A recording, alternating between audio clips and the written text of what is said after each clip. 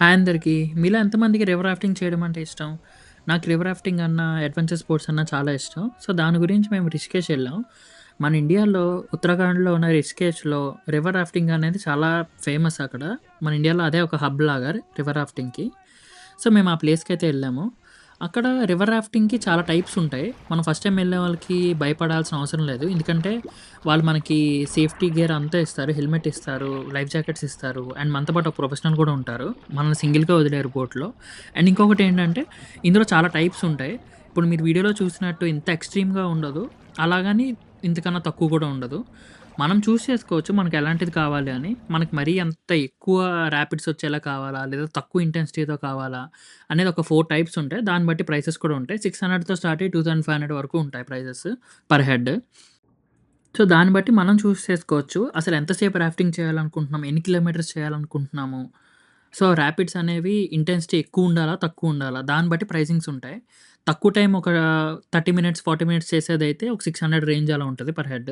లేదు కొంచెం ఎక్కువ టైం అయిన కొద్దీ 2000, 2500, 1500 అలా ప్రైజెస్ చేంజ్ అవుతూ ఉంటాయి. అలా 4 స్లాబ్స్ ఉంటాయి. So, 4 different. మీరక్కడికెళ్ళిన తర్వాత మీకే అర్థమైపోతది. మొత్తం ఎక్స్‌ప్లెయిన్ చేస్తారు. సో, ఆ ప్రైజ్‌లోనే మొత్తం యాడ్ సో, ఆ ప్రైజ్‌లోనే మొత్తం ఇంక్లూడెడ్. ఈ హెడ్ గేర్ ఒకటి అండ్ లైఫ్ జాకెట్స్ అండ్ మనతో వచ్చే ప్రొఫెషనల్ ఇవన్నీ మొత్తం ఇంక్లూడెడ్ అదే ప్రైస్‌లో. మనతో కంప్లీట్ మొత్తం అంతా ఉంటారు.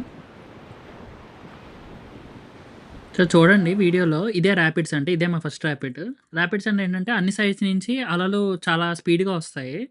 సో, అన్ని వైపుల నుంచి వచ్చి ఆ మధ్యలో మనం ఉన్న రాఫ్ట్‌ని అవన్నీ గుద్దుకొని మనకవి ఎక్కువ ఇంటెన్సిటీనిస్తాయి. సో, ఈ హై టైడ్స్ వల్లే మనకది రాఫ్టింగ్ అనేది చాలా థ్రిల్లింగ్‌గా ఉంటది.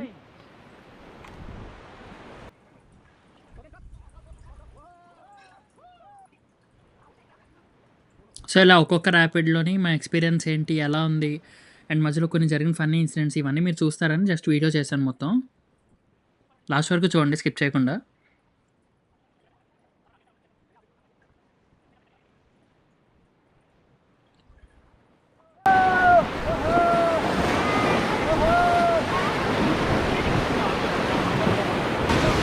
సో, ఇదే మా second rapid.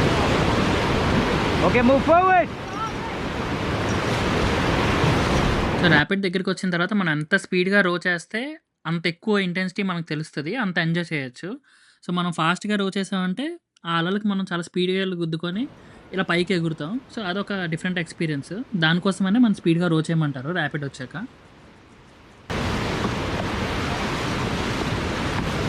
Okay, stop.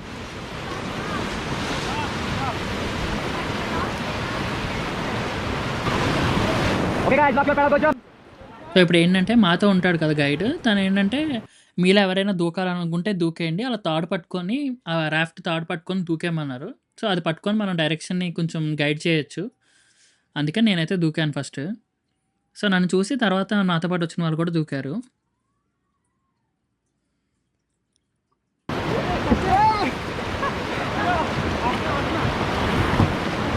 So, ఇవైతే చాలా మంచి ఎక్స్‌పీరియన్స్ అని చెప్పొచ్చు. ఎందుకంటే రాఫ్టింగ్ అనేది మనం రాఫ్ట్‌లో ఉన్నప్పుడు ఎలా అయితే ఎక్స్‌పీరియన్స్ చేస్తామో రాపిడ్స్‌లో, ఇలాగే బయటికి కూడా దూకి ఇలా అలౌ చేసినందుకు ఇదైతే నాకైతే చాలా నచ్చింది. మీరేం స్విమ్మింగ్ రాకపోయినా దానికి భయపడాల్సిన అవసరం ఏం లేదు. మనకు లైఫ్ జాకెట్స్ ఉంటాయి కాబట్టి మనం కంటిన్యూస్ తేలుతూనే ఉంటాము. जल्दी जाओ जिसको जाना है फिर మధ్యలో ఓవర్ యాక్షన్ చేయడానికి మధ్యలో వీడియో బావుంటది కదా! స్లో మోషన్ తీయొచ్చు అని చెప్పి దాని మీద ఎక్కి వెనక్కి పడదాం అనుకున్నాను. ఓ 2, 3 ట్రైల్‌లేసాను కానీ ఫస్ట్ ట్రైల్‌కే ఏమైందో మీరు ఇందాకే ఫస్ట్ స్టార్టింగ్ వీడియోలో చూసుంటే మీకు అర్థమయ్యేది. స్టార్టింగే నేను పడిపోయాను ఫస్ట్ ట్రైల్. ఎందుకంటే అది చాలా వెట్‌గా ఉంటది. ఎందుకంటే మొత్తం వాటర్ వల్ల అలా జారి బయట పడిపోయాను.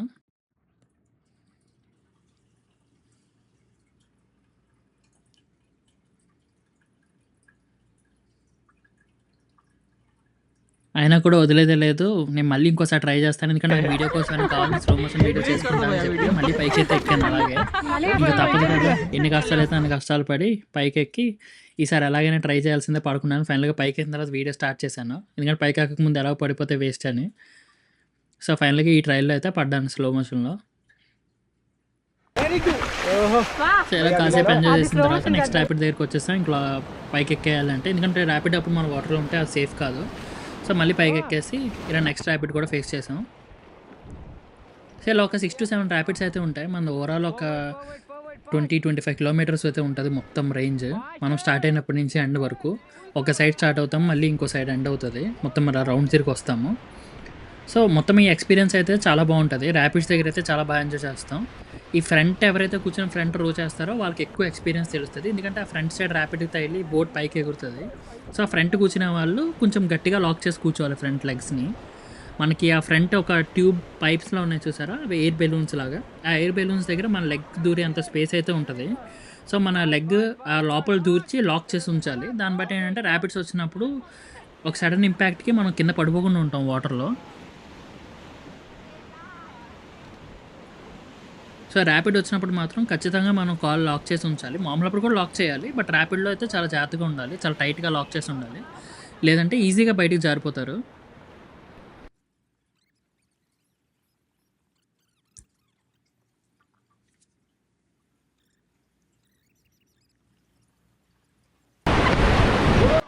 సో ఈ ర్యాపిడ్లో చూడండి, మాతో పాటు ఉండే ఒక అమ్మాయి ఏమో కాల్ సరిగ్గా లాక్ చేసుకోలేదు. కరెక్ట్గా నాకు ఎగ్జాక్ట్గా నా రైట్ సైడ్ కూర్చుంది ఆ అమ్మాయి.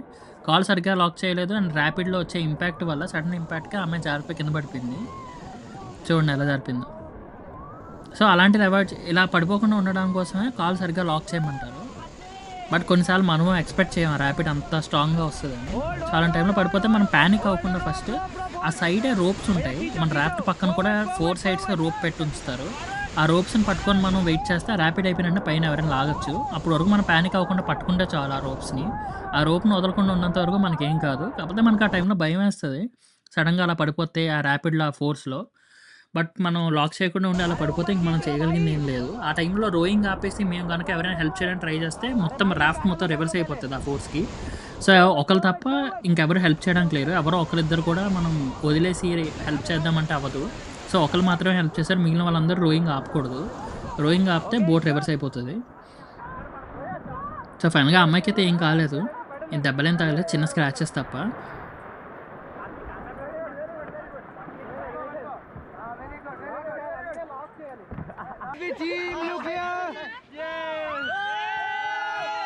సో అందరూ సేఫ్గా ఉన్నామని చెప్పి, అందరూ బాగున్నామని కొంచెం చీరప్ చేయడానికి ఆ అమ్మాయిని అందరూ ఒకసారి గట్టిగా అరిచాము. Next ర్యాపిడ్కి ready అయిపోయామని.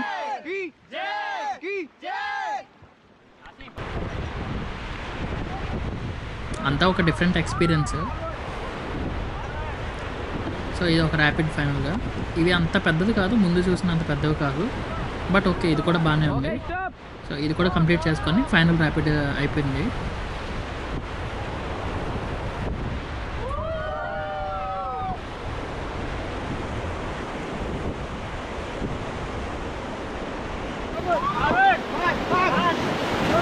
సో ఆ ర్యాపిడ్లో ఉండే ఫోర్స్కి మా రాఫ్ట్ అయితే మొత్తం ఆ కొండ దగ్గరికి వెళ్ళిపోయింది, దాన్ని గుద్దేసుకునేలాగా. సో అందుకని రోయింగ్ ఆపేయమన్నారు. సో ఎలాంటి టైంలో ఏదైనా గుద్దుతుంది అనుకున్నప్పుడు రోయింగ్ ఆపేస్తే ఆ వాటర్ ఫ్లోతో పాటు వెళ్ళిపోతుంది. సో ఆ కొండ దాటిన తర్వాత మళ్ళీ రో చేయొచ్చని ఆపేసాము. ఇవన్నీ మనకు తెలీదు, ఎందుకంటే మనం ఫస్ట్ టైం చేసే వాళ్ళు ఉంటారు అండ్ అంత ఎక్స్పీరియన్స్డ్ వాళ్ళు ఎవరు ఉండరు. సో మనతో పాటు వచ్చిన గైడ్ మనకి ఇవన్నీ చెప్తారు. సో ఇది క్రాస్ చేసిన తర్వాత మళ్ళీ మేము మా ఎండ్ పాయింట్కి వచ్చేసాం. ఫైనల్గా మా ఎక్స్పీరియన్స్ అయితే ఇదే. ఎక్స్పీరియన్స్ అయితే చాలా బాగుంది. మీరు ఒకవేళ ఇలాంటి అడ్వెంచర్ స్పోర్ట్స్ ఇష్టం అయితే రిస్కేస్ వెళ్ళినప్పుడు మాత్రం అస్సలు మిస్ అవ్వకండి. రివర్ రాఫ్టింగ్ చాలా దగ్గరలో ఉంటాయి. లోయెస్ట్ ఎక్కడ ఉంటుందో అక్కడికి వెళ్ళి మీరు ట్రై చేయండి. ఎక్స్పీరియన్స్ అయితే చాలా బాగుంది.